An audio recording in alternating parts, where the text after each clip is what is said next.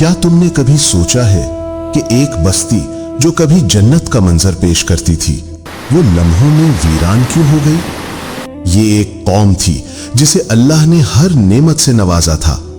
उनके खेत लहलहाते थे, नहरें साफ पानी से भरी रहती थीं, बागों में हर मौसम के फल मौजूद थे।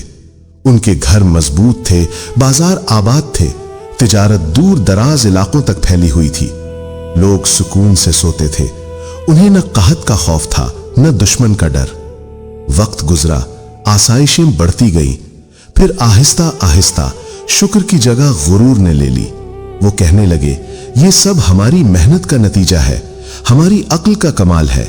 उन्होंने अल्लाह का नाम लेना कम कर दिया, नसीहत करने वाले को मजाक बना दिया।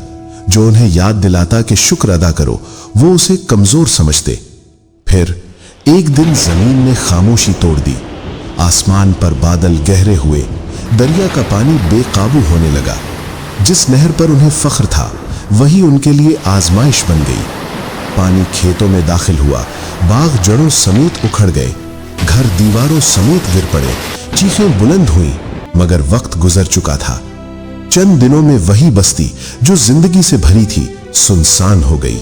बाजारों में हवा चलती थी, दरवाजे खुले रह गए और लोग बिखर गए।